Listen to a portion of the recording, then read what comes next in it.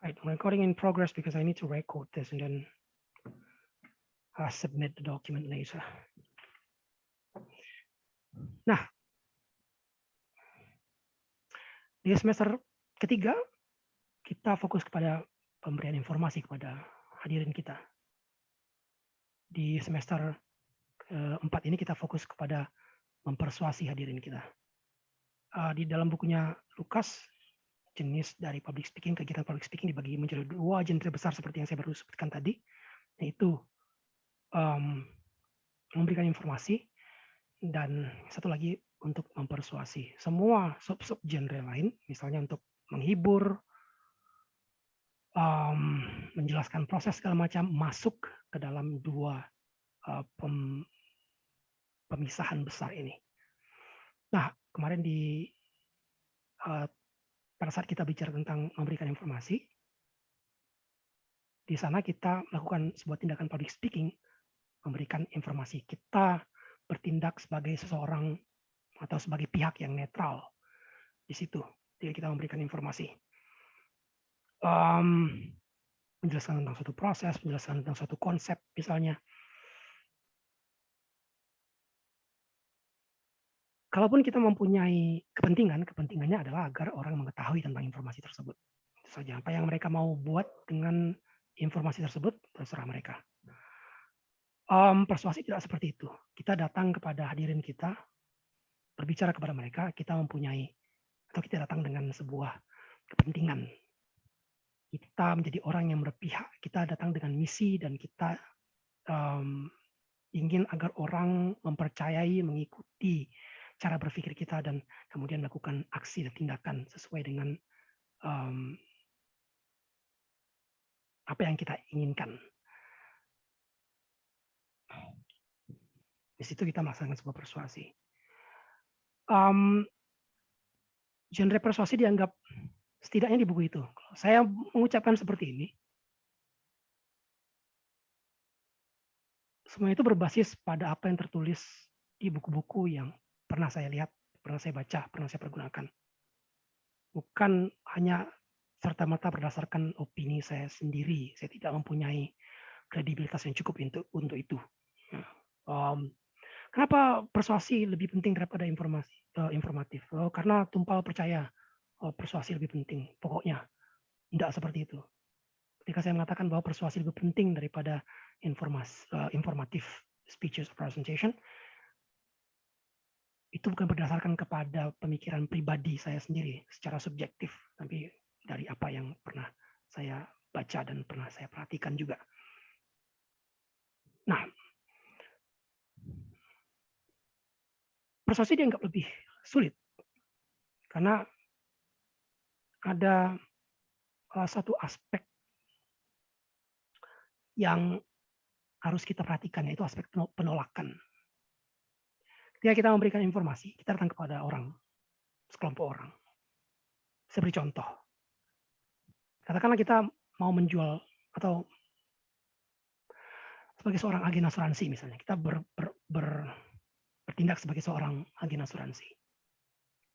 Kita mendekati sekelompok orang dan kita datang kepada mereka dan kita katakan pada mereka, Bapak Ibu, saya ingin memberikan informasi tentang asuransi nih. Boleh tidak? Nah, memberikan informasi di situ yang keluar dari mulut kita. Bagaimanapun perspektif Bapak, Ibu, atau anggota kelompok itu terhadap asuransi, tingkat penolakan mereka mungkin tidak begitu besar karena ya berpikir bahwa kita tidak berusaha untuk merubah konsep kebenaran, konsep nilai yang ada di dalam diri mereka. Itu hanya memberikan informasi saja. Kalaupun mereka tidak suka dengan konsep asuransi misalnya, tidak mengerti mungkin, atau mempunyai pengalaman buruk mungkin, mereka mungkin bisa berpikir, sudah ngomong saja sana. Toh saya juga lagi ngapa-ngapain, hanya nongkrong di sini, silakan bicara. Berikan kami informasi tentang asuransi. Jalan. Itu memberikan informasi, kita netral. Selesai kita berikan informasi tentang asuransi seperti apa konsepnya, yang mana itu bisa membantu kita untuk mengatasi permasalahan keuangan misalnya, hal seperti itu. Nah, selesai kegiatan memberikan informasi, udah kita bisa bilang terima kasih, kita pergi, mereka lanjutkan ngerumpi juga, enggak masalah. Pada akhirnya mereka mau beli asuransi juga enggak masalah, enggak ada ini kok, enggak ada tujuan ke sana kok. Jika kita mempersuasi, kita datang kepada Bapak Ibu itu sekelompok orang itu, kita katakan kepada mereka, Bapak Ibu, saya ingin mengajak Bapak Ibu untuk membeli polis asuransi saya. Jadi kita meminta sesuatu kepada mereka. Tadi kita bicara tentang perspektif, mereka mungkin mempunyai perspektif yang berbeda. Mungkin ada orang yang setuju dengan konsep asuransi, mungkin tadi ada yang tidak suka. Dan spektrumnya ini bisa berbagai macam. Dari mulai sangat tidak setuju, benci misalnya, dari mulai benci, sangat tidak setuju, agak setuju, netral, agak tidak setuju, netral. Kemudian di sebaliknya ada agak setuju, sangat setuju, sangat suka, cinta. Jadi benci dan cinta di ujung spektrum itu. Dan di sekelompok orang ini mungkin ada orang-orang seperti itu, berbagai macam perspektif terhadap asuransi. Dan ketika kita bilang, saya ingin mengajak Bapak Ibu untuk beli polis asuransi saya, itu kita sudah mulai menggelitik, mulai main-main dengan satu, waktu mereka mungkin lagi senang-senang ngerumpi, menghabiskan waktu di situ, kita ganggu. Dan kita memaksa mereka untuk mulai melakukan sesuatu aksi di situ. Nggak cuma kita ngomong mereka dengarkan saja, tapi kita mencoba untuk mempersuasi mereka. Yang berarti mereka juga harus memperhatikan paling tidak. Dan pada akhirnya berpikir, dan pada akhirnya bertindak. Itu sudah mengganggu terkadang. Dan ketika kita bicara tentang mengajak orang tersebut untuk membeli polis asuransi kita, bayangkan apa yang terjadi di kepala orang yang memiliki perspektif yang sangat berseberangan atau sangat membenci asuransi misalnya. Kita sudah mulai nggak cuma menggelitik, kita sudah menyikut nilai-nilai yang mereka percayai terkait dengan asuransi, dan itu bisa sangat mengganggu mereka. Itu contohnya. Dan di situasi seperti itu, tugas kita sebagai orang yang mempersuasi bisa jadi sangat berat. Nah, itulah kenapa dikatakan bahwa persuasi itu lebih berat dari sekedar memberikan informasi. Apakah yang satu bernilai lebih daripada yang lain? Tidak tahu. Mungkin tidak juga. Tapi kalau dikatakan lebih berat di dalam konteks seperti itu, ya. Sekali lagi ingat, ketika saya mengatakan semua yang saya katakan kepada Anda ini, itu nggak bisa-bisanya saya saja. Okay, speaking to persuade, the importance of persuasion. Itu basisnya, itu perbedaannya. Memberikan informasi dan mempersuasi. Persuasi itu, tindakan persuasi itu sebenarnya tidak. Jika saya bicara tentang persuasi di pertemuan kita saat ini, yang muncul di benak kita mungkin persuasi itu formal, hanya terjadi di kondisi-kondisi yang penting, misalnya kondisi-kondisi tertentu. Enggak juga, di dalam kehidupan sehari-hari kita juga mengamalkan atau melaksanakan prinsip-prinsip persuasi. Dari mulai minta duit sama orang, misalnya dulu waktu kita kecil, misalnya minta duit sama, kita mau jajan misalnya. Ya pengalaman kita waktu kecil bisa berbeda-beda ya, saya hanya menggunakan pengalaman yang mungkin umum saja di dalam benak saya. Kita mau satu mainan atau pengen beli satu kue misalnya, atau kita mau pergi ke sekolah misalnya, ada jajanan yang enak di sekolah dan kita ingin membeli jajanan tersebut, mungkin harganya agak sedikit di atas jajanan lain, dan kita minta uang kepada orang tua kita atau siapapun yang menjadi wali kita pada saat itu untuk memberikan kita uang agar kita bisa membeli jajanan tersebut. Persuasi itu. Kita bangun tidur dan orang di rumah misalnya, siapapun itu, minta kita untuk mulai mengerjakan hal-hal yang di rumah mulai mengepel, mulai masa air mulai melakukan aktivitas-aktivitas di awal hari itu, kita berusaha untuk meyakinkan mereka agar kita tidak harus bangun dan mengerjakan semua itu, persuasi. Kita lihat orang ganteng atau cantik misalnya, kita mau mereka menjadi bagian dari hidup kita misalnya. Di kondisi kita sebagai masyarakat Asia biasanya laki-laki yang harus berinisiatif di situ, mendekati pihak perempuan. Semua omong kosong yang kita keluarkan dari mulut kita agar mereka mau menjadi pasangan kita, menjadi pacar kita, persuasi.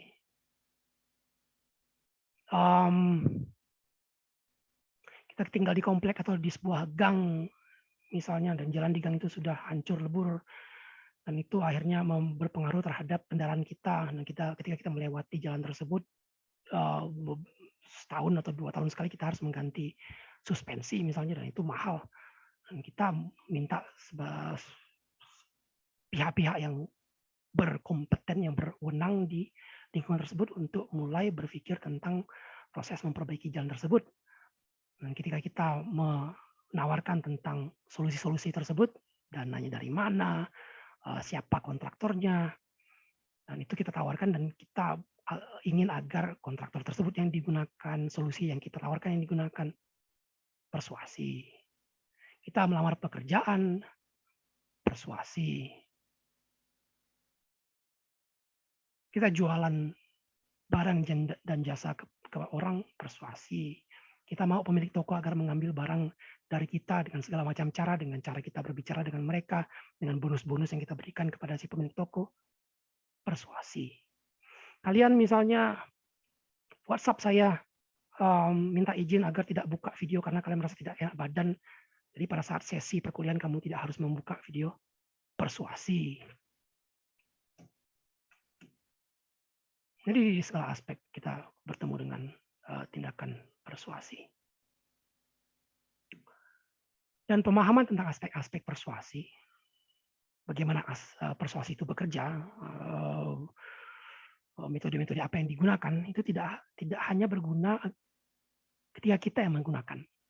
Ya, kita mau tadi dapatkan pacar itu, bagaimana kita menyusun kata-kata yang keluar dari mulut kita, apa yang kita sampaikan pada mereka. Tidak cuma di situ saja, tapi sebagai orang yang menerima persuasi, tidak hanya mengeluarkan persuasi untuk mempersuasi orang, tapi sebagai orang yang menerima persuasi, dan kita dipersuasi loh setiap hari. Kita nonton iklan setiap hari ketika kalian membuka HP kalian, nonton YouTube, nonton TikTok, segala macam, ada iklan segala macam, persuasi. Orang nawarkan kalung yang bisa mengusir virus COVID, persuasi. Orang menawarkan NFT, persuasi. Ketika kita memahami tentang elemen-elemen persuasi, kita tidak saja bisa menggunakannya, tapi juga bisa menganalisanya. Jadi ketika kita menerima persuasi-persuasi tersebut, kita bisa menganalisa mana yang masuk akal, mana yang bisa kita terima, mana yang tidak. Juga keuntungannya. Oke, dari persuasi. Mau cari pacar, persuasi. Dapatkan kerja, persuasi. Jualan barang, persuasi. Dapatkan uang jajan, persuasi.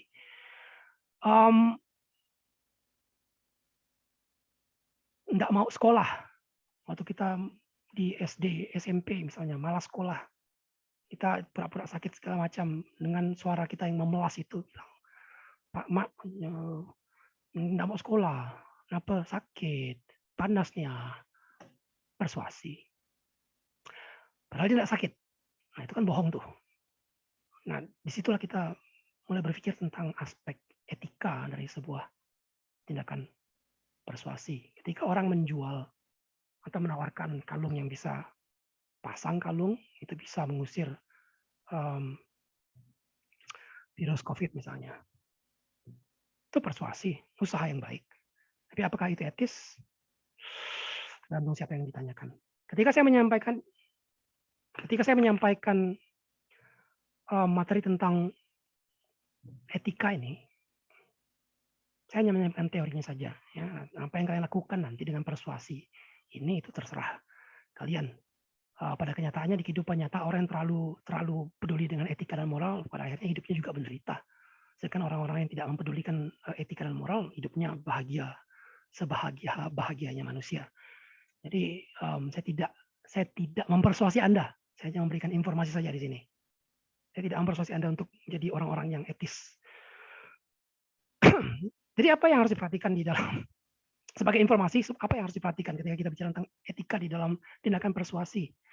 Pertama, make sure your goals are ethically sound and that you can defend them if they are questioned or challenged. Pastikan tujuan Anda itu secara etis itu aman, bisa dipertanggungjawabkan ketika ditantang atau dipertanyakan oleh orang. Ketika Anda meminta agar orang lain memberikan investasi kepada Anda untuk mengembangkan bisnis misalnya. Jadi yang bisa mendapatkan keuntungan di situ adalah Anda sebagai orang yang memiliki usaha, ketika pemodal memberikan modal mereka, dan di situ juga nanti ada manfaat bagi si pemberi modal juga nantinya. Apalagi venture, kalau kita bicara tentang venture capitalist, dia ingin timbal balik yang besar di situ. Nah,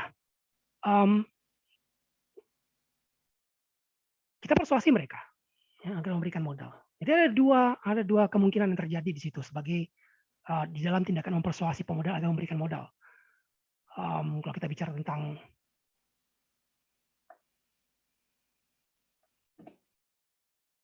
orang-orang yang meminta modal kepada pihak lain.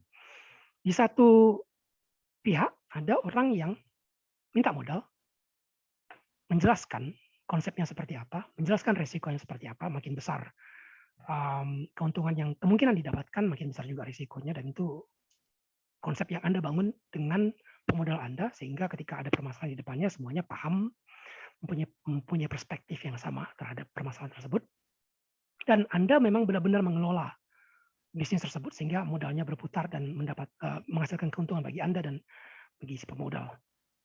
Kalaupun ada permasalahan, ternyata di tengah pandemi bisnis Anda menjadi kacau sehingga tidak bisa menghasilkan apa yang diharapkan, setidaknya tujuan Anda ketika Anda meminta modal tersebut itu bisa dipertanggungjawabkan. Anda bekerja, Anda mengelola modalnya. Anda etis. Tapi Anda juga seringkali, nggak cuma sekarang aja, dari zaman-zaman bahula, orang yang memang minta modal, dia bilang sama si pemodal, nanti akan saya kelola modalnya. Nanti ada keuntungan, besarlah keuntungannya bagi Anda, dan juga bagi saya untuk mengembangkan bisnis saya misalnya. Tapi alih-alih dipergunakan untuk mengelola usaha tersebut, ya pergi ke Eropa, sewa helikopter, beli kapal pesiar, jalan-jalan dengan anak istri. Tidak satu hari pun dihabiskan untuk mengelola modal tersebut. Ini yang dibilang tujuannya itu tidak etis. Kedua,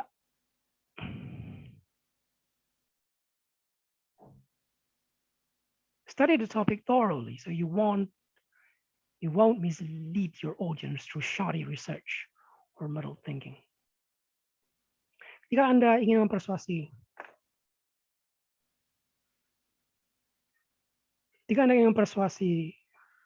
orang yang ada di hadapan Anda,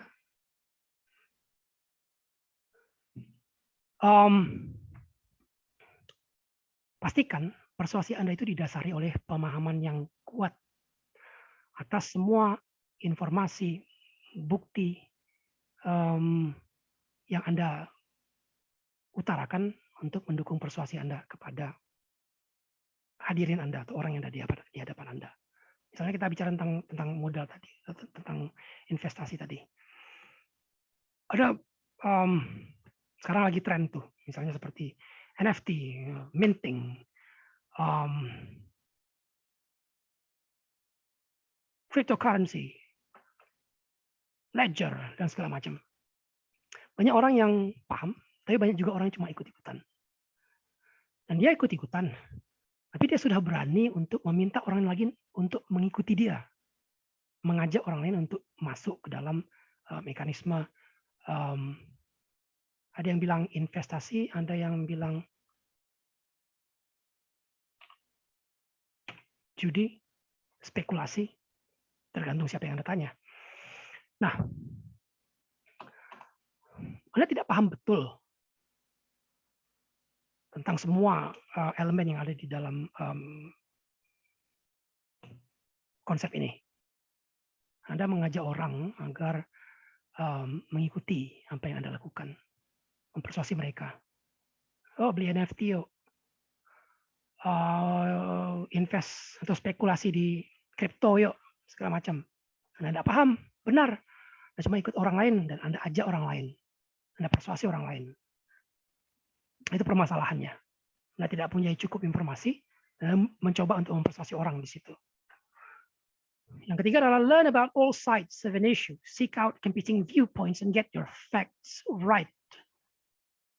Di sini dikatakan bahwa kita tidak menggunakan kacamata kuda. Kalau kita bicara tentang kripto lagi, balik ke situ yang karena trending sekarang. Itu yang dibicarakan berarti. Ada yang orang sangat mendukung atau sangat menggilai konsep yang baru ini. Tapi ada juga yang cukup kritis, mencoba untuk mengobservasi dan melihatnya dari perspektif yang kritis misalnya. Nah, orang-orang yang sudah terlibat atau sangat menyukai cryptocurrency,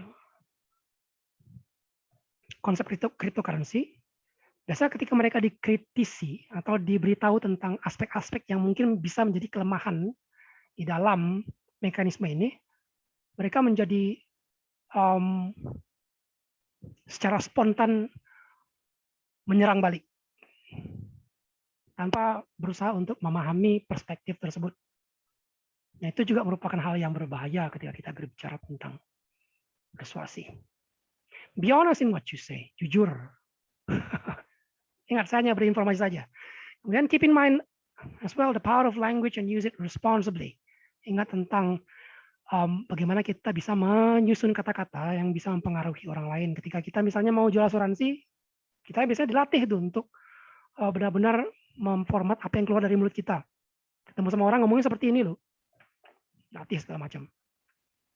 Itu ada tujuannya, ada alasannya karena mereka mungkin pernah melakukan studi yang mengatakan bahwa susunan kata-kata seperti itu tuh lebih mudah untuk mempengaruhi orang lain, bermain dengan psikologi mereka.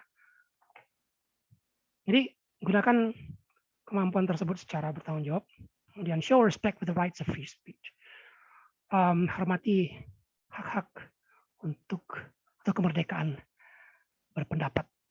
Ketika Anda memberikan persuasi kepada orang lain, mungkin mereka juga akan merespon dengan persuasi mereka sendiri. Dan ketika Anda mempersuasi, Anda menggunakan data, bukti, dan elemen kredibilitas Anda,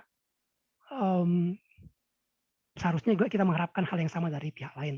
Ketika mereka membalas persuasi kita dan argumen-argumen kita, mereka juga harusnya melakukannya dengan argumen yang seimbang, yang logis, bukti-bukti juga, dan kredibilitas juga. Tidak hanya menggunakan kata hanya balas maki karena memang tidak bisa lagi berdiskusi secara sehat, secara verbal. So ethics and persuasion. That was it. I'm gonna skip it.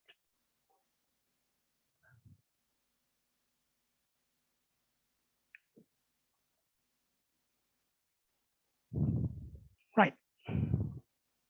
Nah, challenge of persuasion, tantangan. Tadi saya katakan di depan, ketika saya berbicara tentang perbedaan antara informative speeches and persuasive speeches. Dan saya mengatakan juga kenapa persuasive speech itu dianggap lebih sulit ketimbang informative speech. Di sini kita ada elaborasi lebih lanjut. Ya, dikatakan persuasive speech itu, melakukan persuasi itu lebih sulit, lebih menantang karena tugas yang ambisius. Jadi saya katakan ketika Anda ingin mempersuasi orang untuk membeli polis asuransi dari Anda, itu kalau kita bandingkan dengan konteks memberikan informasi, tujuan untuk mempersuasi orang itu lebih ambisius. Kan tadi saya katakan, kalau ada orang yang memang tidak menyukai konsep asuransi, kita bisa menjadi pihak yang sangat mengganggu apa yang mereka percayai. We then touch on your listeners' basic attitudes, values, and beliefs, which may result in resistance. Nah, ini dia masalahnya lagi. Ya. Ketika kita mempersuasi orang, contohnya yang lain seperti ini, mungkin yang lebih mengena di kekristenan di Amerika itu ada satu sekte Kristen yang, aduh saya tidak bisa memikirkan namanya sekarang. Tapi dasarnya seperti ini. Sekte kekristenan tersebut, ketika mereka sakit, anggota-anggotanya, mereka tidak boleh pergi ke rumah sakit. Bahkan untuk menggunakan obat yang dinamakan over the counter, seperti obat-obat yang kita bisa beli di toko-toko atau di apotek, misalnya seperti Paramek, Decolgen, segala macam. Mereka tidak boleh menggunakan itu. Mereka hanya boleh sembuh dengan mengandalkan kepercayaan iman mereka. Nah, Anda datang kepada mereka, mereka sudah lahir di dalam sistem kepercayaan ini, besar di dalam sistem kepercayaan ini, hidup dalam sistem kepercayaan ini, tumbuh besar di dalam sistem kepercayaan ini, sakit di dalam sistem kepercayaan ini, menikah di dalam sistem kepercayaan ini, bertemu dengan orang-orang yang mereka cintai, kasihi, bersedih, bersuka cita, melepas orang-orang yang mereka cintai karena meninggal di dalam sistem kepercayaan ini, dan ini sudah menjadi bagian dari kehidupan mereka. Kalau ini diambil dari mereka, mereka akan mati. Bayangkan Anda datang kepada mereka, bilang sama mereka, vaksinasi yuk.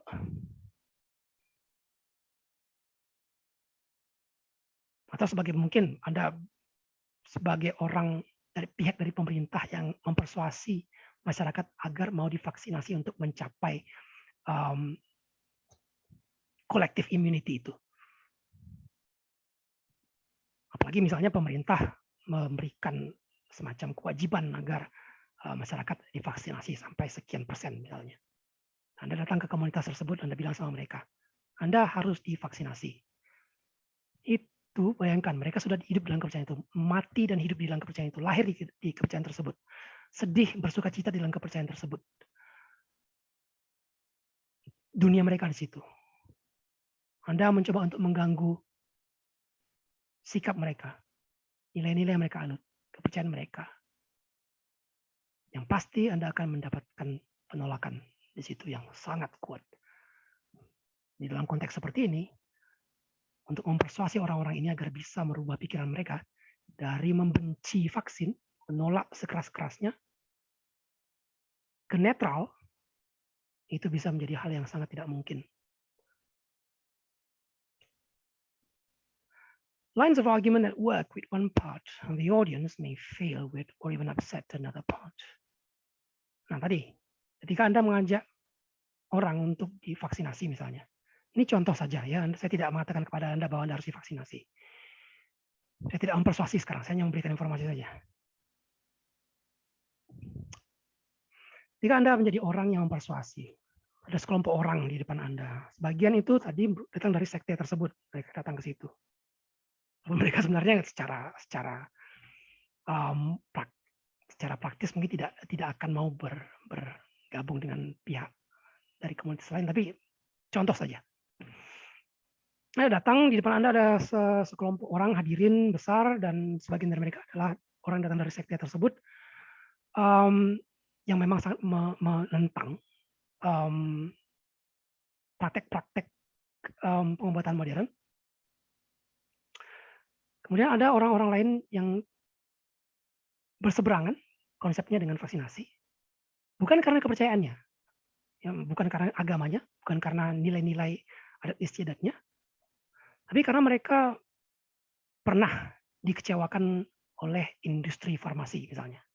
Kalau Anda mau gali lebih lanjut, seperti ini terjadi ya. Monsanto, DuPont, Johnson & Johnson lah misalnya, mungkin Anda familiar. Kita tahu ada sabun bayi, ada bedak bayi segala macam. Dulu Johnson & Johnson pernah memproduksi bedak-bedak yang pada akhirnya terbukti bisa menyebabkan kanker bagi para penggunanya. mereka menghabiskan banyak waktu dan dana untuk mematikan gerakan menuntut Johnson & Johnson secara hukum atas dasar kesalahan Johnson & Johnson di situ, dan mereka mencoba menutupi permasalahan tersebut. Nah, orang-orang yang pernah menjadi korban dalam situasi seperti ini, sangat logis ketika mereka berpikir bahwa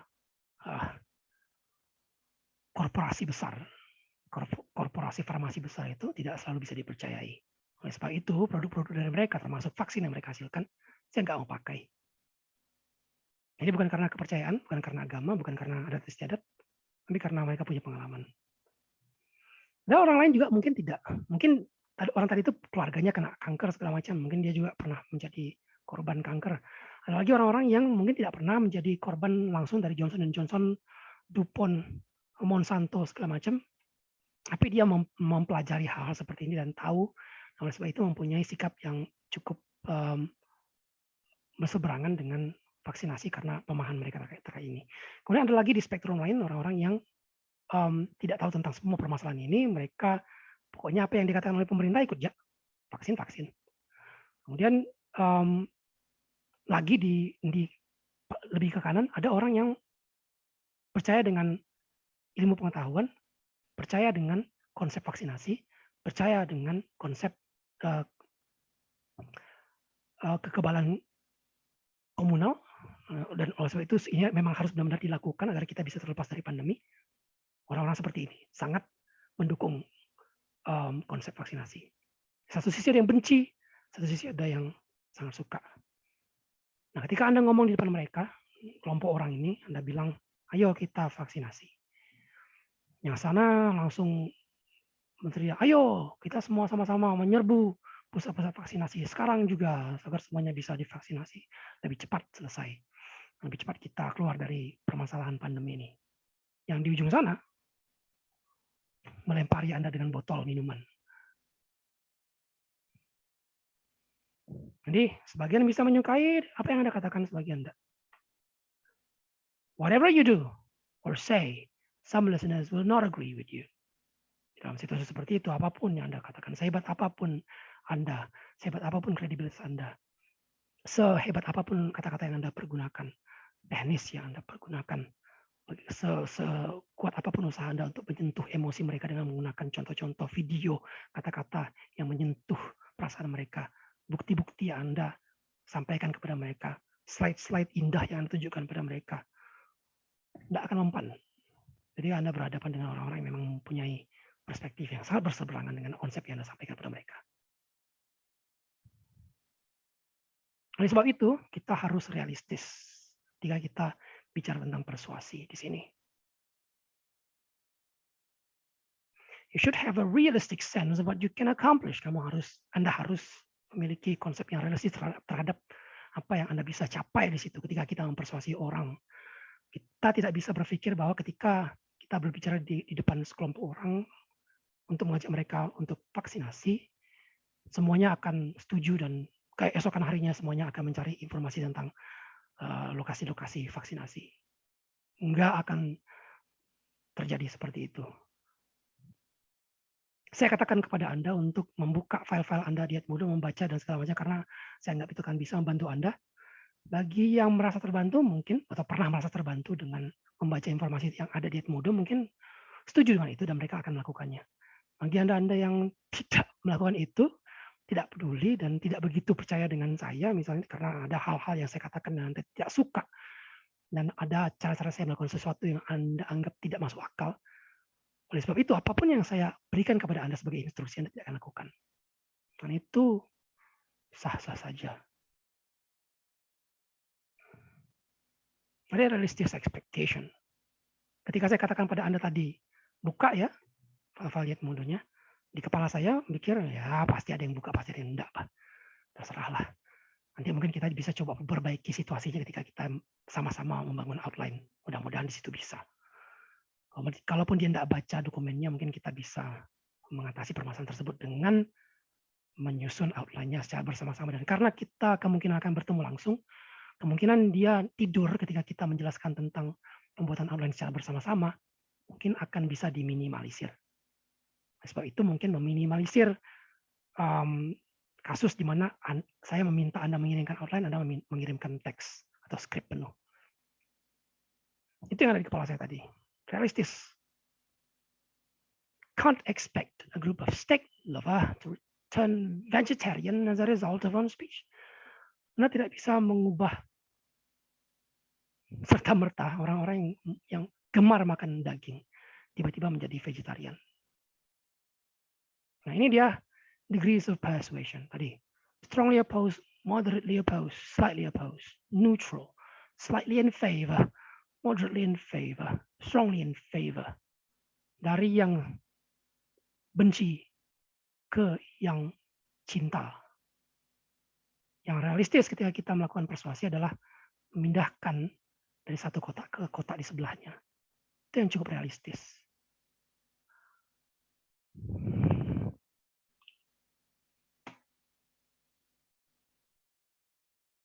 Dari strongly opposed menjadi moderately opposed, slightly opposed to neutral, slightly in favor ke moderately in favor, dan menjadi strongly in favor.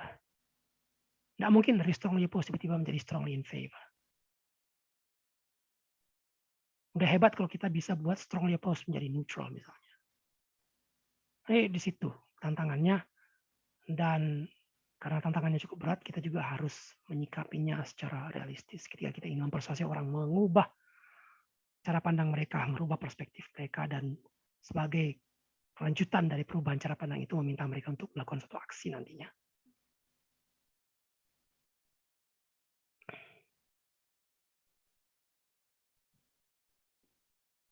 Jadi memuaskan semua pihak itu tidak mungkin. You just have to target certain parts of the audience that you want to reach. Kamu harus realistis. Jadi ketika kita berbicara di sekelompok orang, kita menyusun outline kita. Kita berpikir, bisa nggak sih saya merubah orang-orang yang sangat benci atau menjadi orang yang netral misalnya? Mungkin susah. Karena keterbatasan waktu, karena keterbatasan data, karena keterbatasan segala macam, mungkin saya hanya fokus pada orang-orang yang saya coba lakukan. Misi saya adalah merubah orang-orang yang netral, yang ragu-ragu apakah mereka mau vaksin atau enggak, menjadi mau vaksin. Yakin. Ragu-ragu menjadi yakin, dan akhirnya mau divaksinasi. Nah, kalau itu mungkin lebih mudah ketimbang misalnya merubah orang yang sangat benci atau sangat berseberangan ke netral, atau malah ke setuju. Oke. Tadi saya bilang juga, ketika di depan saya bicara tentang bagaimana persuasi itu hadir di dalam aspek-aspek kehidupan kita. Iklan itu juga merupakan suatu usaha dari korporasi untuk mempersuasi. Banyak yang kencing hari ini.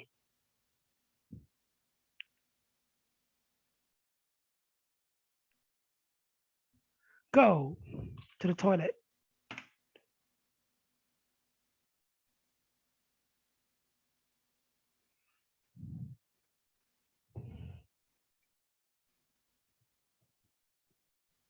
Dan di dalam periklanan, advertising, korporasi juga bisa menunjukkan bahwa mereka cukup realistis. Ketika mereka misalnya mencoba untuk mempromosikan atau menawarkan sebuah jenis bir misalnya. Ketika mereka mau membuat iklan tersebut, komersial tersebut, menyusun skripnya segala macam, di situ mereka menyusun skrip di mana yang menjadi target dari iklan tersebut adalah laki-laki. Di Amerika misalnya, laki-laki merupakan kelompok demografi yang besar yang menjadi pihak yang mengkonsumsi bir paling banyak ketimbang wanita, karena biasanya di kehidupan sosial mereka ketika mereka menonton acara olahraga misalnya, mereka pasti mengkonsumsi bir. Oleh sebab itu lebih mudah untuk meyakinkan mereka agar membeli suatu merek atau jenis bir yang mereka tawarkan. Tapi juga mereka juga kadang-kadang mencoba untuk menerima tantangan atau melakukan tantangan-tantangan baru. Dulu misalnya ketika kita bicara tentang invest investasi misalnya di dalam pasar saham. Dulu yang banyak menjadi pelaku investasi di pasar saham adalah laki-laki atau pria. Nah sekarang broker-broker atau fund manager itu mereka mencoba untuk menawarkan jasa mereka dan menargetkan pada pangsa pasar wanita juga. Karena mereka sudah dapatkan koceknya laki-laki, mereka berpikir gimana nih agar kita bisa mendapatkan lebih banyak duit. Oh, yang belum digali itu adalah pasar wanita. Mereka coba untuk menargetkan atau menyusun sebuah iklan yang menargetkan wanita agar mereka mau berinvestasi di pasar saham. Di situ mereka mencoba untuk keluar dari target iklan mereka yang tipikal dari pria menjadi wanita. Tantangannya lebih besar, tapi disitulah mereka coba untuk mempersuasi.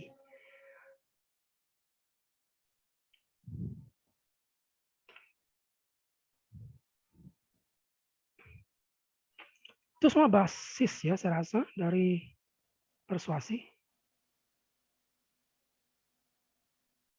Oke, ya.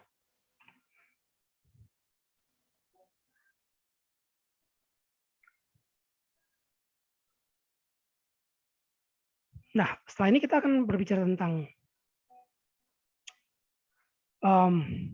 jenis-jenis dari persuasive speech. Akan lebih kompleks nanti. Dan jenis mana yang kita pilih nanti akan berpengaruh kepada bagaimana kita menyusun outline-nya juga. Sedikit banyak. Tapi sebelum ke sana, ada hal-hal yang harus saya konfirmasi. Sekarang, nanti saya katakan di depan ceramah plus. Kita sudah melihat informasi-informasi mendasar tentang persuasi. Hal yang saya takutkan adalah satu, kita tidak paham tentang perbedaan antara informative speech dan persuasive speech.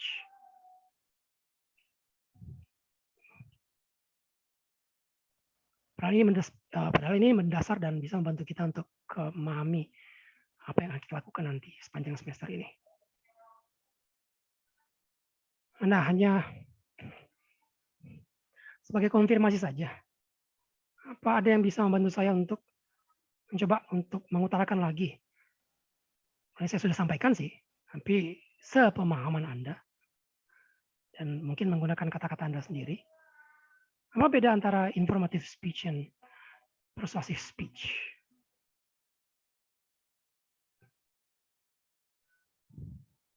Ada yang bisa membantu untuk mengingat itu?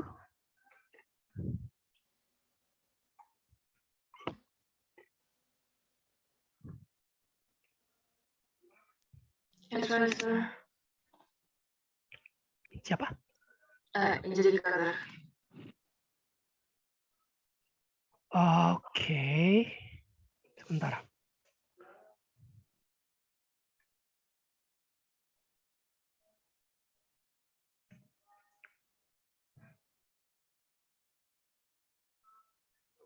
Sebentar ya, azannya biar selesai dulu. Oh iya. Oke, siapa barusan?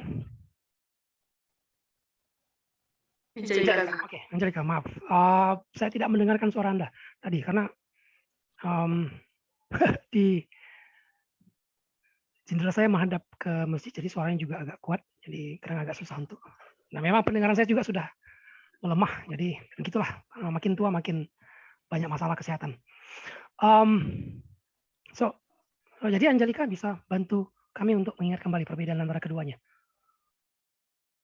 Jadi kalau informatif kan tujuan kita cuma intinya memberi informasi tanpa ada niat atau membujuk orangnya. Sedangkan kalau persuasif kita antara membujuk orangnya untuk entah itu tujuan kita menjual barang atau misalnya mengubah persepsi mereka tentang hal ini. Oke, terima kasih. Tadi saya katakan juga bahwa persuasi itu lebih sulit, tantangannya lebih besar ketimbang informative speeches or informative presentation. ada yang bisa mengingatkan kembali kepada kami kira-kira kenapa apa yang menyebabkan tantangan dalam memberikan persuasi itu lebih besar ketimbang memberikan informasi?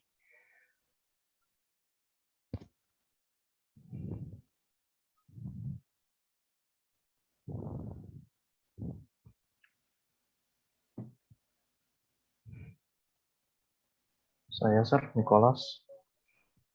Ya, Nicholas, tolong dibantu. Oke, jadi alasan kenapa dia lebih menantang daripada informative speech itu karena dia lebih dari sekedar hanya menginformasikan aja. Soalnya kayak audiensnya itu harus mau melakukan aksi tertentu sesuai dengan apa yang kita sampaikan ke audiensnya gitu. Kalau information speech kan cuma perlu sampai audiensnya tahu apa yang kita sampaikan aja. Tapi kalau persuasif itu audiensnya sampai harus ya itu dia tadi mengambil tindakan atau bisa sampai berubah persepsi gitu. Jadi ya jauh lebih sulit lah. Ya, jadi berubah pikiran mereka ya, merubah sudut pandang mereka. Dan nanti kita akan bicara tentang 3 jenis persuasive speech. Ada persuasive speech in the context of fact, pidato persuasif atau presentasi persuasif dalam konteks fakta, dalam konteks nilai, dan yang ketiga adalah dalam konteks kebijakan.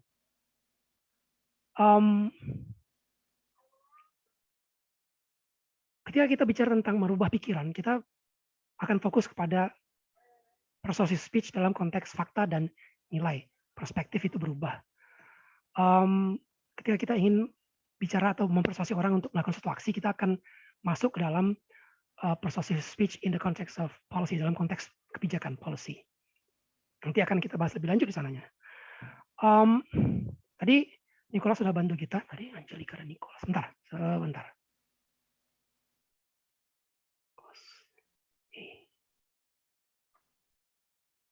Come on, man. Nah, tadi Nicholas sudah membantu kita untuk mengatakan bahwa persuasif itu atau tindakan persuasi itu lebih sulit karena nggak hanya memberikan informasi, tapi juga kita mencoba untuk merubah pikiran orang dan meminta mereka untuk melakukan suatu tindakan. Kalau kita gali lebih dalam, kenapa itu sulit?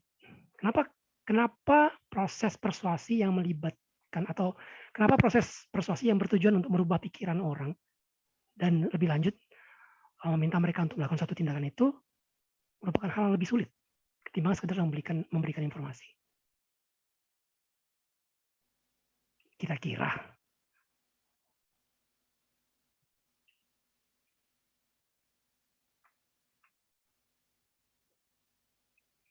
Ketika saya mengajukan pertanyaan seperti ini, jangan pikirkan ini dosen ini nanti nyebut nama enggak ya? Mudah-mudahan enggak. Jangan pikiran itu, saya enggak akan nyebut nama. Enggak nyunjuk. Kalau enggak ada yang jawab ya sudah kita skip. Tapi yang perlu Anda fokuskan adalah kira-kira jawaban terhadap pertanyaan tersebut apa. Kalau Anda sedang dalam posisi yang fit, misalnya Anda cukup segar, Anda sudah mandi, mungkin sudah mencuri-curi makan segala macam, mungkin Anda lebih segar, Anda bisa berpikir tentang itu. Mungkin ketika Anda dalam posisi yang tidak begitu, atau situasi yang tidak begitu baik, Anda baru pulang dari kantor, tadi dimarah-marah sama bos, misalnya tadi ada klien atau pembeli yang menyebalkan segala macam, Anda capek sekali dan Anda belum sempat curi-curi makan, Anda belum mandi segala macam, bau panas, mungkin Anda juga akan sulit untuk berpikir tentang jawaban terhadap pertanyaan tersebut. Jadi ya enggak usah terlalu dipikirkan. Tapi yang bisa memikirkan itu kira-kira bisa enggak bantu kami untuk mengingat kira-kira kenapa lebih sulit untuk merubah pikiran orang dan meminta orang untuk melakukan suatu tindakan ketimbang sekedar memberikan informasi kepada mereka.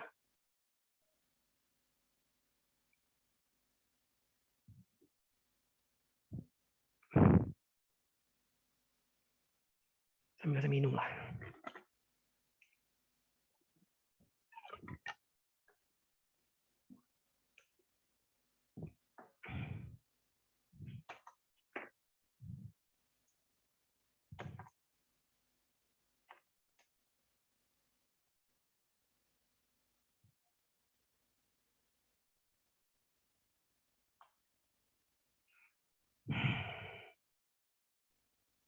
Belum ada mungkin. Oke, bayangkan ketika ada orang datang kepada Anda dan mengatakan kepada Anda, pindah agama yuk.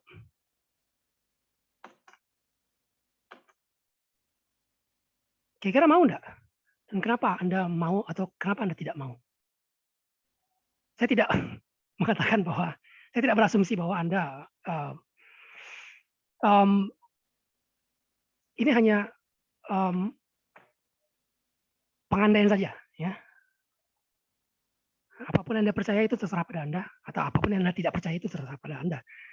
Tapi bayangkan ketika misalnya Anda punya agama, Anda mempercayai sebuah kepercayaan misalnya, dan Anda sudah berada di dalam sistem kepercayaan tersebut dari mulai lahir besar di situ. Keluarga Anda mengikuti sistem kepercayaan tersebut. Anda hidup menderita, bahagia, nangis, tertawa, berdoa segala macam di dalam sistem kepercayaan tersebut. Anda bertemu orang yang Anda cintai di dalam sistem kepercayaan tersebut. Orang-orang yang Anda cintai meninggalkan Anda, meninggal segala macam di dalam sistem kepercayaan tersebut. Ketika Anda bersedih, Anda merasa dunia hancur, kepercayaan inilah yang membantu Anda untuk bisa menghadapi kesulitan yang ditimpakan oleh dunia kepada Anda, sehingga Anda menjadi kuat, sehingga Anda bisa hidup sampai hari ini dengan semangat misalnya. Itu sudah menjadi bagian dari kehidupan Anda. Tiba-tiba ada orang datang pada Anda dan mengatakan pada Anda, pindah agama yuk. Kira-kira bagaimana respon Anda? Dan kenapa respon Anda seperti itu?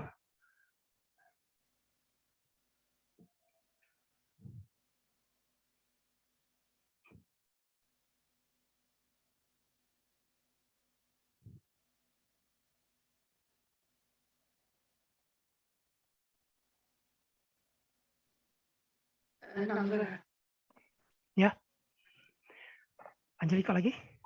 Iya. Ya nggak masalah, jangan terlalu dipikirkan lagi segala macam. Kita fokusnya ke sini untuk diskusi. Terserah apa yang dipikirkan oleh kawan-kawanmu. Bagaimana apa yang ada di kepalamu? Kalau saya sih kayak tak senang ya, Sir. Karena agama saya kan dari definisi Sir kan berarti sudah jadi salah satu hal yang penting kan, jadi bukan untuk dimain-mainin. Dan dengan bahasanya kayak pindah agama ya mainan aja agama itu. Jadi kayak mungkin saya bakal kalau emang konteksnya serius bakal marah. Tapi kalau bercanda ya udah. Marah. Saya serius tadi. Dalam konteks itu. Kamu bilang kamu menggunakan kata marah.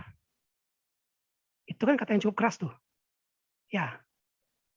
Kira-kira kenapa kemungkinan tersebut muncul bahwa kamu akan marah? Karena saya nggak setuju dengan apa yang diomongin. Enggak, hanya sekedar enggak setuju. Hmm. Oh, enggak setuju. Saya enggak setuju ketika diajak pindah. Enggak setuju aja, oleh karena itu saya marah. Kira-kira hanya itu kah alasannya? Enggak juga sih, dia merasa kayak he disrespect my religion gitu. Oke. Yeah. Right. Terima kasih, Angelika. Kita hidup, kita beda-beda ya. Saya mempunyai latar belakang berbeda. Anda masing-masing mempunyai latar belakang yang berbeda. Sampai umur Anda sekarang mungkin ada 19 tahun, 20 tahun, 21 tahun, saya tidak begitu tahu. Saya lebih tua secara umur, mungkin secara kebijaksanaan tidak lebih banyak daripada Anda. Secara intelektual mungkin tidak lebih tinggi daripada Anda. Tapi dari tahun-tahun yang terakumulasi tersebut, ada hal-hal yang mungkin saya dapatkan lebih banyak daripada Anda, itu membentuk saya.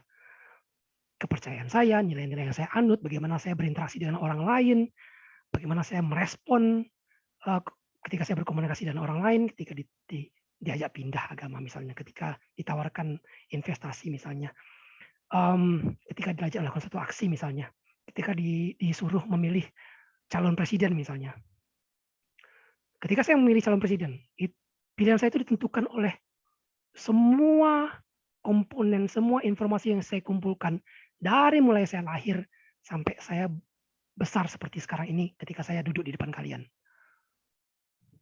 semua penderitaan saya, semua kebohongan-kebohongan yang pernah saya dengar, semua hari-hari di mana saya pernah ditipu, semua kebahagiaan-kebahagiaan saya misalnya yang pernah saya alami misalnya, itu semuanya membentuk saya dan mempengaruhi bagaimana saya melakukan tindakan, bagaimana saya berpikir, bagaimana saya melakukan sebuah pilihan-pilihan. Dan ketika ada orang meminta saya untuk merubah itu, saya akan marah. Karena itu akan berarti bahwa saya harus merubah jati diri saya, siapa saya. Nah, itu berarti saya harus menghapus siapa saya. Nah, itu berarti dia meniadakan setiap jam, setiap hari di mana saya bahagia, di mana saya menangis dari mulai kecil sampai pada hari ini. Nah, itu sakit sekali ketika ada orang mencoba untuk melakukan hal-hal seperti itu. Ketika kita bicara dalam konsep agama misalnya, ada orang yang tidak begitu peduli, tapi ada juga orang yang memang kehidupannya itu memang sangat tergantung kepada agamanya tersebut dalam konteks agama. Nilai-nilai kebudayaan misalnya, mungkin Anda tidak berselera dengan agama, mungkin Anda lebih memegang adat istiadat mungkin, dan kehidupan Anda kaitkan dengan itu. Bagaimana Anda memilih, bagaimana Anda berkomunikasi dengan orang lain, sangat dipengaruhi oleh adat istiadat Anda misalnya. Dan ketika ada orang datang kepada Anda dan mengatakan, jelek itu seperti itu, Anda bisa jadi marah karena orang tersebut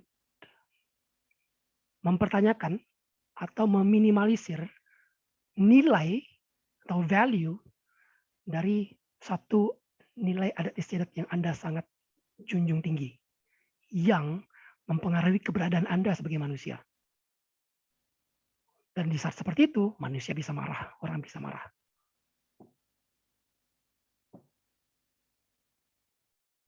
Banyak contohnya sekarang yang bisa Anda perhatikan sendiri di sekeliling kita ketika Anda membaca media segala macam.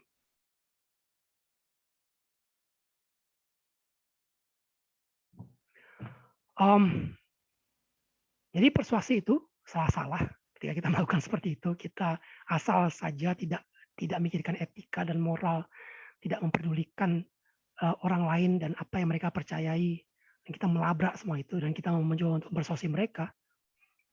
Salah-salah, kita bisa dikejar orang pakai parang.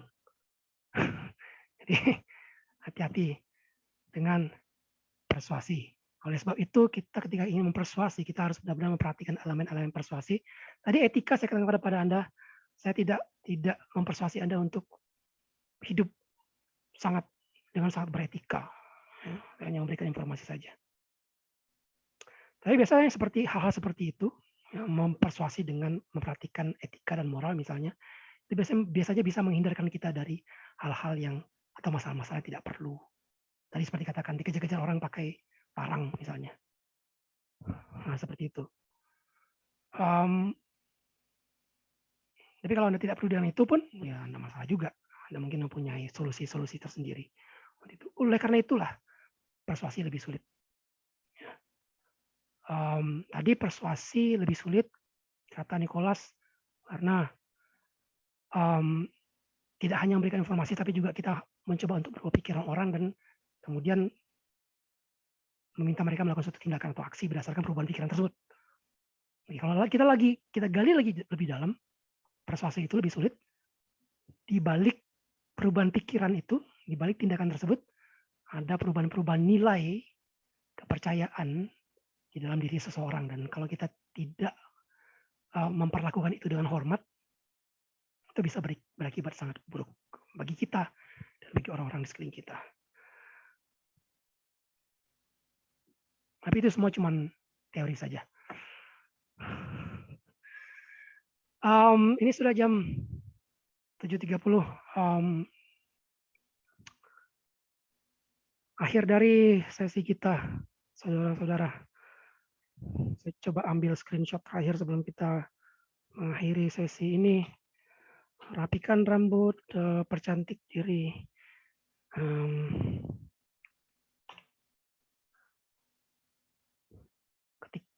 Karena Anda berada di hadapan kamera dan sedang difoto.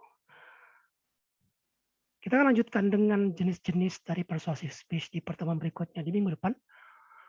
Saya sangat berharap kita bisa bertemu langsung. Bukan karena saya rindu Anda, tapi karena melakukan proses seperti ini secara online itu memang sangat melelahkan secara emosional dan secara psikologis juga. Terima kasih semuanya karena sudah hadir. Jangan lupa add Modo diisi. Sampai bertemu di minggu depan. Selamat malam. Jadi, Sir. Thank you, sir. Yes, sir.